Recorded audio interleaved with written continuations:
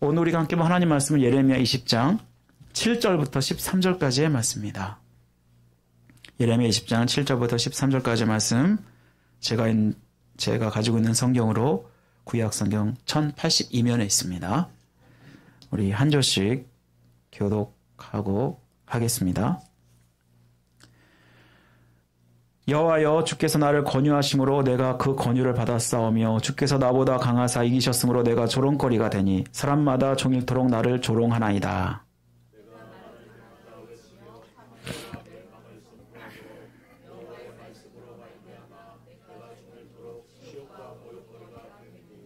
내가 다시는 여호와를 선포하지 아니하며 그의 이름으로 말하지 아니하리라 하면 나의 마음이 불붙는 것 같아서 골수에 사무치니 답답하여 견딜 수 없나이다.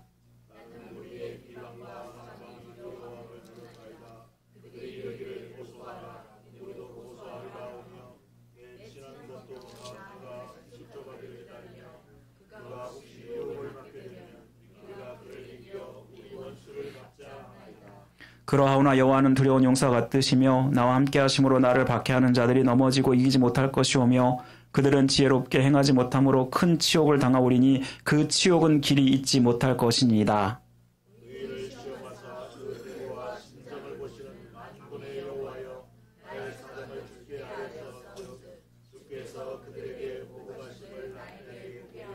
함께 있습니다. 여호와께 노래하라. 너희는 여호와를 찬양하라. 가난한 자의 생명을 행악자의 손에서 구원하셨음이니라. 아멘.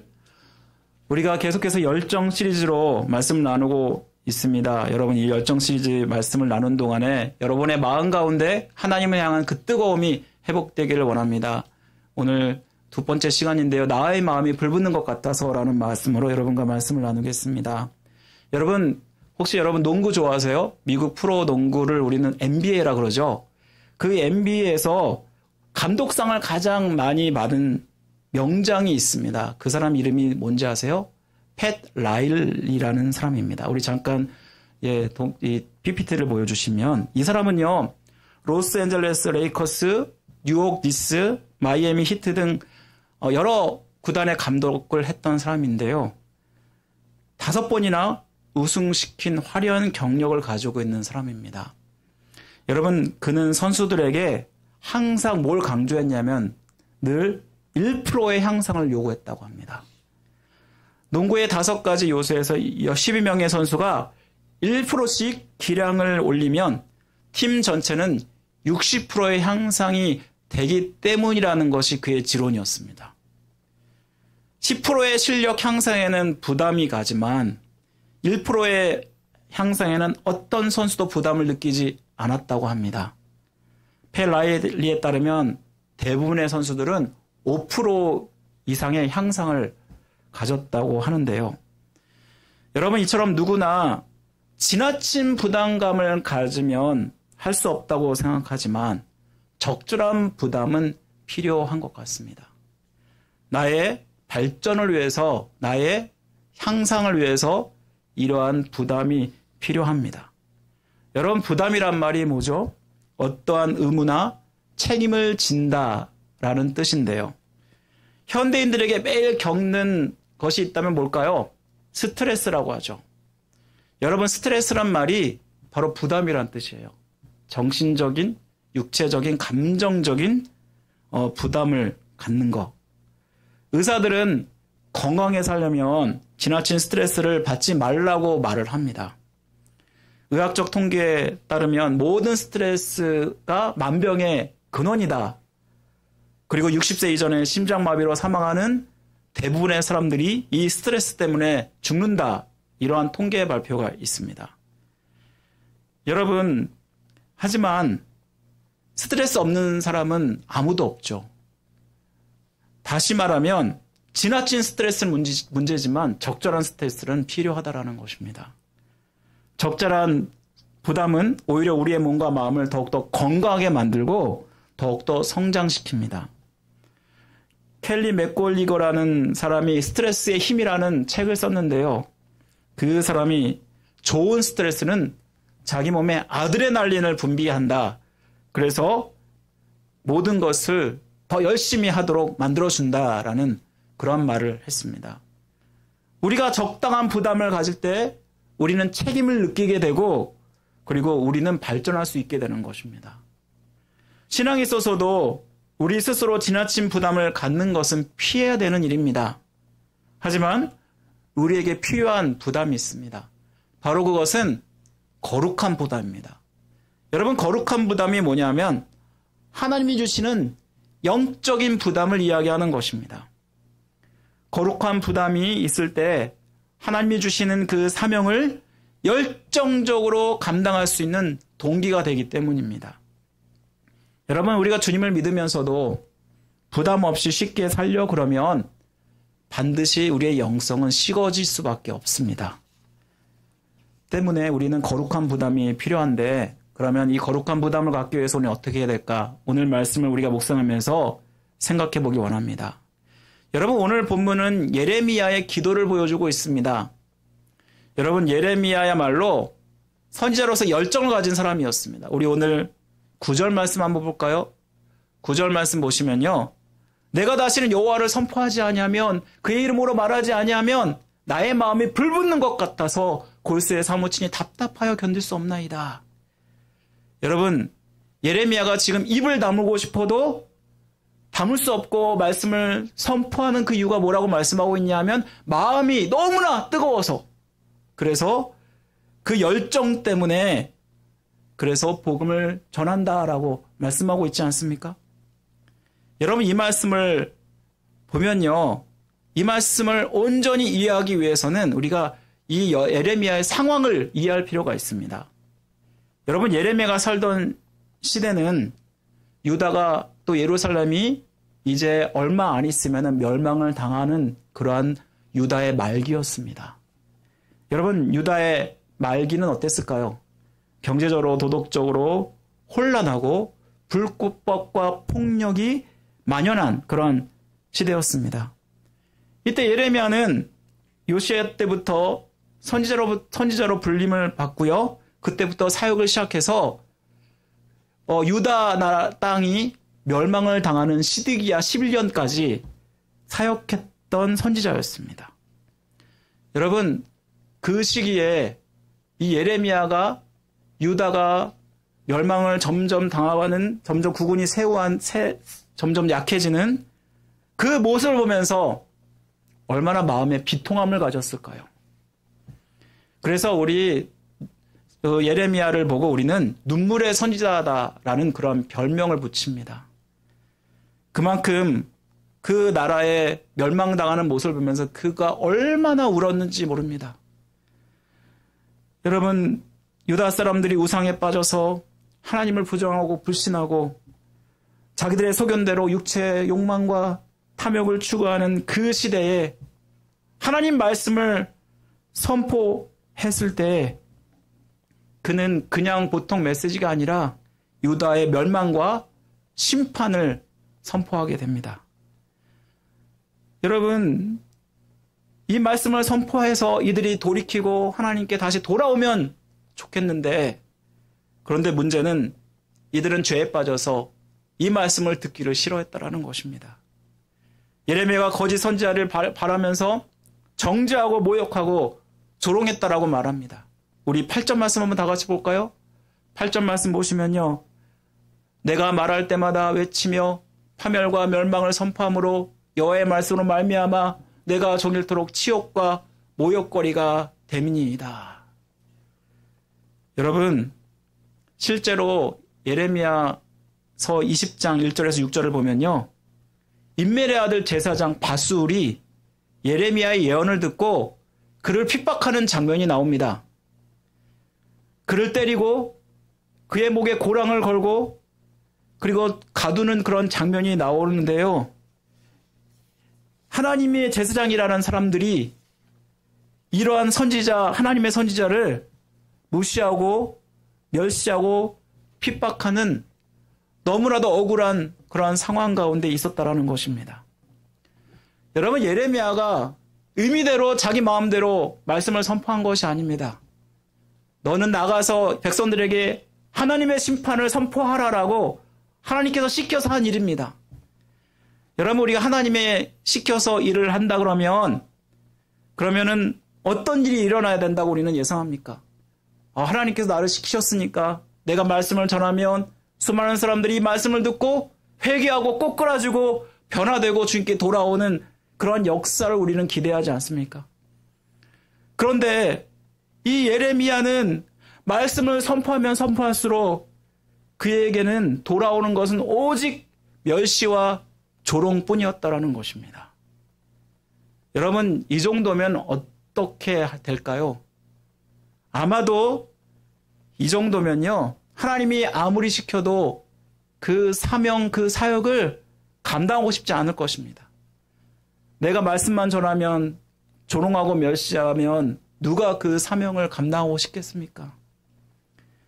여러분, 그래서 이 예레미야는 모든 선지자의 사명을 포기하고 싶었습니다. 몇 차례나 포기하고 싶었는지 모릅니다.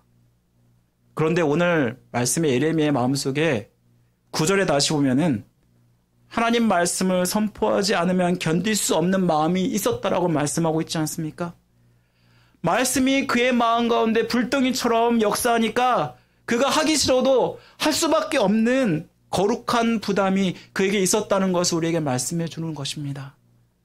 여러분, 주어진 말씀을 사람들은 듣기를 원치 않았다고 하지만 사람들이 어떻게 반응하든 이들을 바르게 인도할 수 있는 것은 오직 말씀뿐이었습니다. 그래서 예레미야는 핍박과 고난을 당하더라도 이렇게 말씀을 전하기를 원하시는 하나님의 마음을 따라서 말씀을 전했던 것입니다. 여러분, 이는 말씀을 선포자는 성령 하나님의 역사가 자기가 이 말씀을 전하기를 포기하는 그러한 마음보다 더 강력했다라는 것을 말씀해 주는 것이 아닌가요? 우리도 예레미야와 같이 말씀에 사로잡혀 살기를 원합니다. 그런데 이상하게 우리는 안 되죠. 그래서 예레미야 이 말씀 보면 예레미야는 나와 다른 사람이니까, 하나님께 특별히 소명받고 쓰임받는 사람이니까, 그래서 내가 범접할 수 없는 그런 사람이라고 우리는 생각을 해버립니다. 그래서 하지만 여러분, 예레미야도 우리와 성정이 똑같은 사람이었다라는 거 여러분 아십니까? 그가 조롱과 멸시 속에서 끊임없이 말씀 전하는 것을 포기하고 싶었던 그 모습은 예레미야도 우리와 똑같은 사람이었다라는 것입니다. 그럼에도 불구하고 하나님의 강력한 역사가 그 안에 있었던 것은 그 이유가 무엇이었을까요? 그가 어떤 상황 가운데서도 자신의 욕망보다는 어떤 일이 있어도 하나님 말씀을 붙잡았기 때문이 아닐까요? 예레미야가 말씀을 붙잡았다고 생각했는데 성령께서 역사하셔서 예레미야 마음에 말씀의 불을 지펴주셨습니다.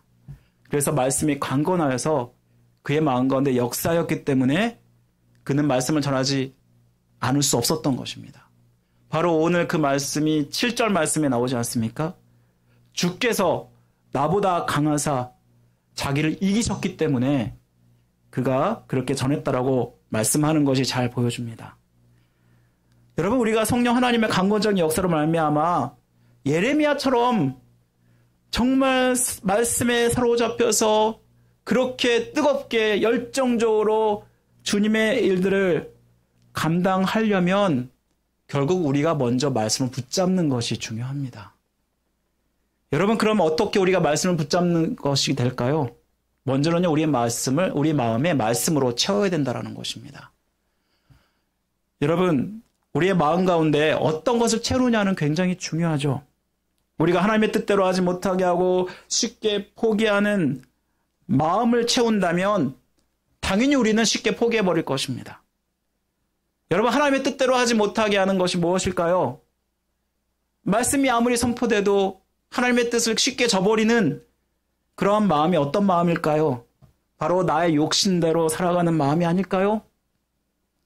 여러분, 육신의 정욕, 우리의 욕심이 뭐냐면 육신의 정욕, 안목의 정욕, 이생의 자랑이라고 이야기합니다. 여러분, 우리가 정욕대로 살아간다는 것이 뭐죠? 내가 어떤 어려움이나 고통, 멸시 등 우리에게 유익되지 못하는 것이 오면 우리는 쉽게 포기해 버립니다. 하지만 말씀이 채워진다면 말씀의 역사가 나타나게 될 수밖에 없습니다. 말씀을 전하지 않고는 견딜 수 없는 그 마음이 우리 가운데 말씀이 충만할 때 성령의 역사가 나타나게 된다는 것입니다. 여러분, 마치 이거는 이러한 원리와 같습니다. 혹시 컵에다가 물을 채워보셨죠? 여러분, 물의 양을 여러분들은 컵이 채워지기 전에는 여러분 마음대로 조정할 수가 있습니다. 그런데 만약에 물이 점점점 채워져서 가득 차게 되면 그 물의 물이 어떻게 되죠? 넘쳐 흐르게 되죠. 그럼 이 넘쳐 흘러나는 그 물을 여러분은 통제할 수가 없게 되지 않습니까? 여러분, 이와 마찬가지로 우리의 마음 가운데 말씀을 채우다 보면은 결국은 내가 말씀을 붙잡으려고 나름대로 열심히 했는데 결국 그 말씀이 나를 붙잡는 일이 생기게 된다는 것입니다. 이 흘러넘치는 물처럼 나는 내 마음대로 산다고 했는데 그게 아니라 오히려 하나님의 뜻을 따라 사는 그러한 모습으로 바뀌어져 간다라는 것입니다. 여러분은 평상시에 말씀을 얼마나 마음 가운데 채우고 계시나요? 말씀 훈련이 얼마나 중요한지 아세요? 성경은 여러 구절에서 거듭 말씀하는데요. 대표적으로 여호수아 1장 8절에 보면은 이 율법책을 내 입에서 떠나게 하지 말고 주야로 그것을 묵상하라라고 말씀하고 있지 않습니까? 여러분, 주야로 묵상한다는 말은 항상 이 말씀을 내 곁에 두고 항상 이 말씀을 내 마음 가운데 채우라는 것이 아닌가요? 우리 교회 성경 통독하라고 항상 한 달마다 여러분들에게 통독표를 주는 이유는 여러분의 마음 가운데 말씀을 채우기 위해서입니다. 사실 우리가 누구보다 주님의 뜻을 알려면 말씀을 채우는 게 중요하고요. 말씀을 읽기 싫을 때조차도 말씀을 읽는 습관을 여러분들 안에 들여야 됩니다.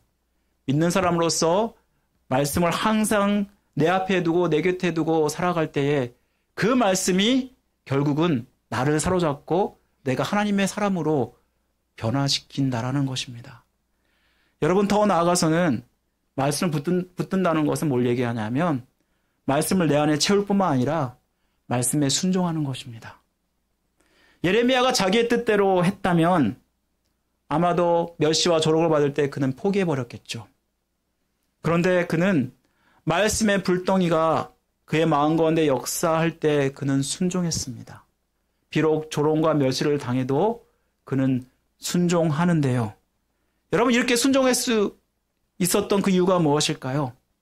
하나님 말씀을 하나님의 뜻으로 여기고 그 권위를 인정했기 때문이 아닌가요? 여러분, 자기의 의견보다는 하나님의 뜻을 존중하는 것, 바로 그것이 권위를 인정하는 것입니다.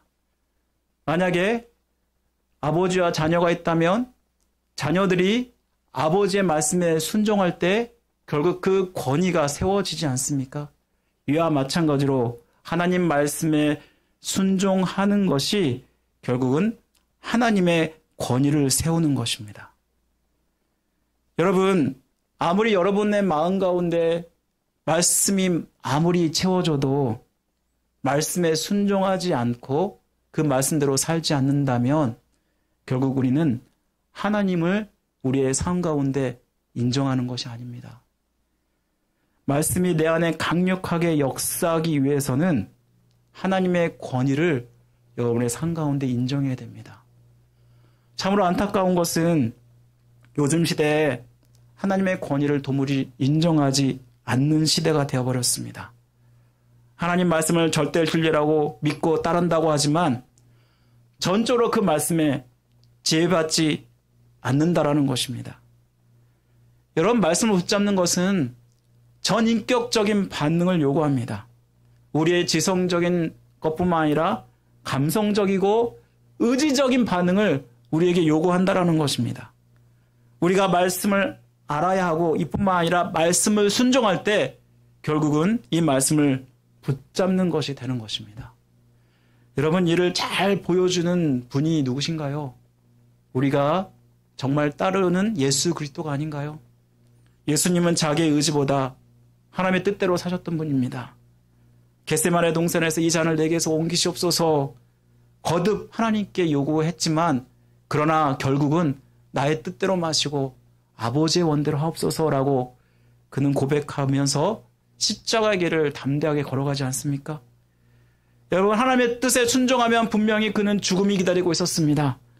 그럼에도 불구하고 그가 죽기까지 순종하게 되는 것은 바로 하나님의 말씀이 그를 사로잡고 있었기 때문이 아닙니까? 말씀의 권위를 인정했고 말씀의 지배를 받으니까 바로 그 마음이 결국은 하나님의 말씀에 순종으로 나아갔던 것입니다.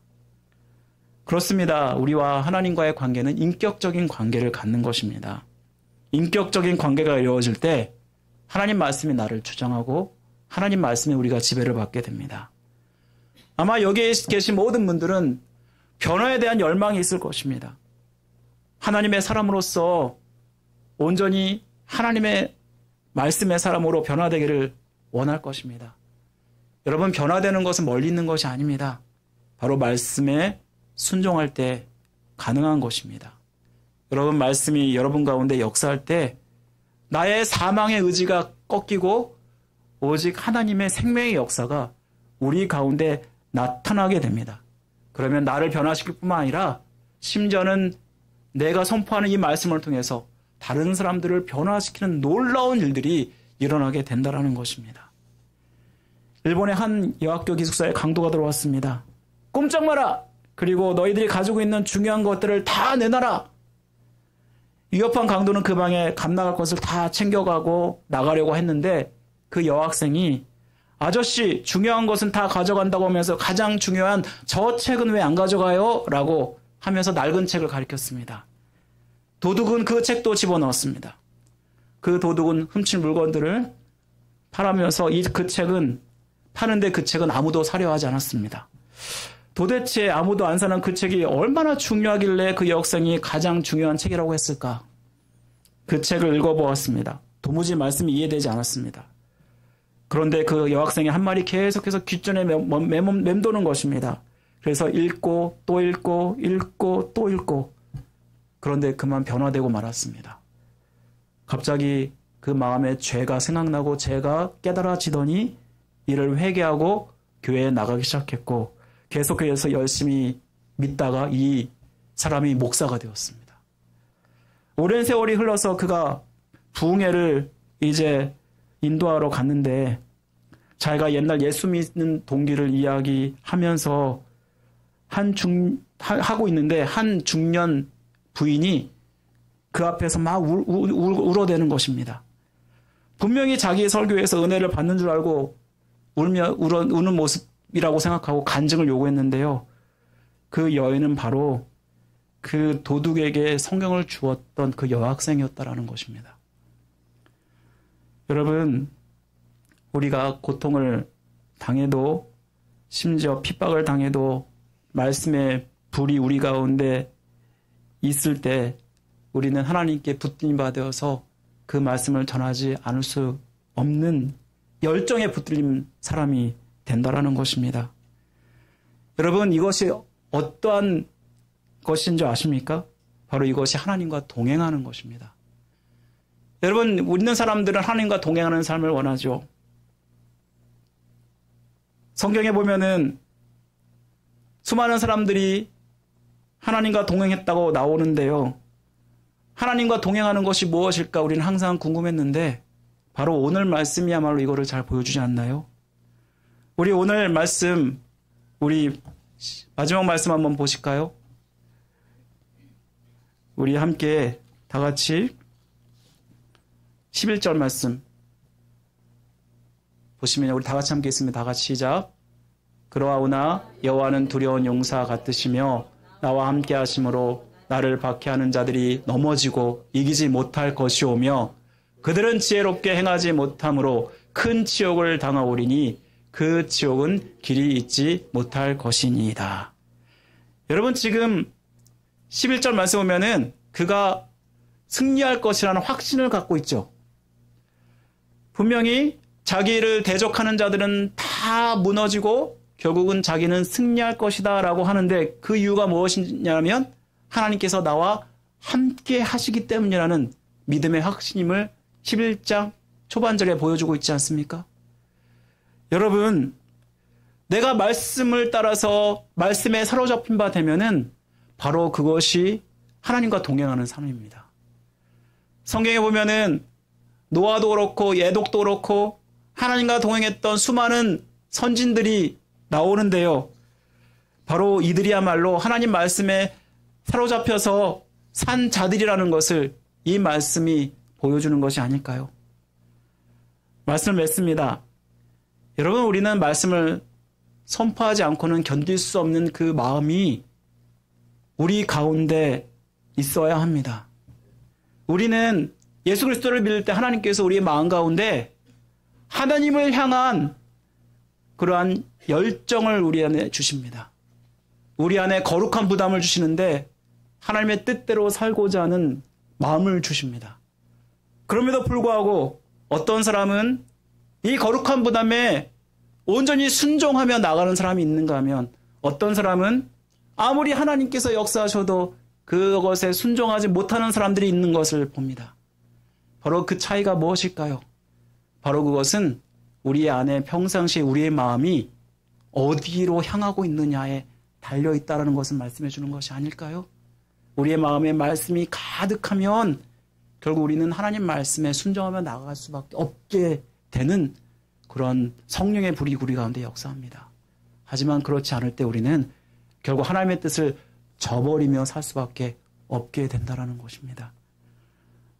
영국의 유명한 부흥사 휘트필드가 있습니다. 그는 항상 평상시에 이런 기도를 드렸는데요. 오 주여 나로 하여금 하나님의 불길이 되게 하여 주옵소서. 하나님의 불길, 하나님의 화염이 되게 하여 주옵소서. 그래서 다른 사람을, 나뿐만 아니라 다른 사람을 영적으로 성령의 불로 사르는 자가 되게 해주옵소서. 이렇게 기도했다라고 합니다. 사랑하는 성도 여러분, 여러분의 간절한 소원이 이것이기를 간절히 원합니다. 그래서 여러분을 통해서 수많은 영혼이 구원받고 또 변화되는 귀한 역사가 되기를 주님의 이름으로 간절히 축원드립니다. 우리 함께 다 같이 찬양 드리겠습니다. 다 같이 일어나셔서 나로부터 시작되리라는 찬양인데요. 함께 찬양 드리고 축도의 예배를 마치겠습니다.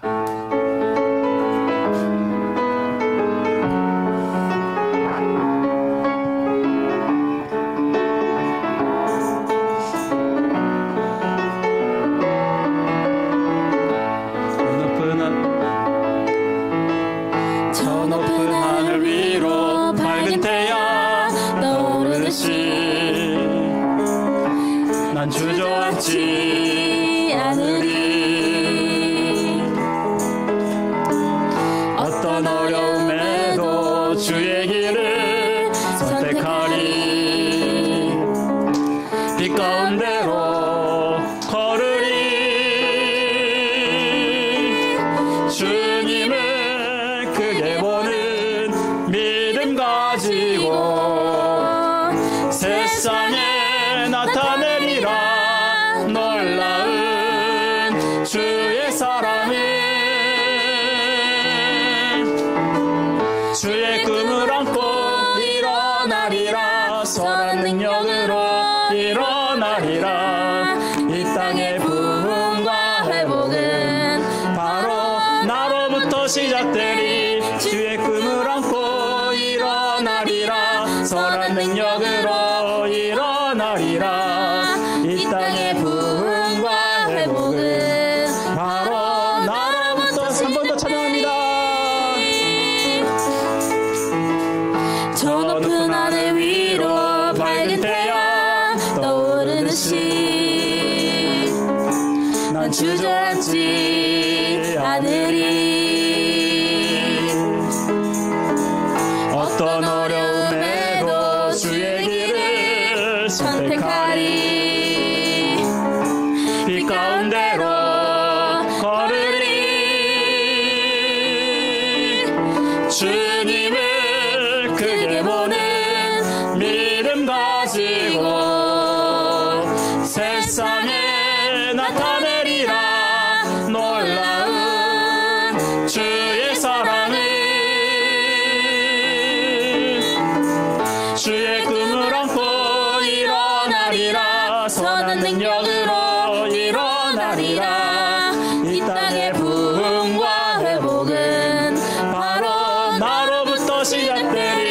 주의 꿈을 안고 일어나리라. 선한 능력으로 일어나리라.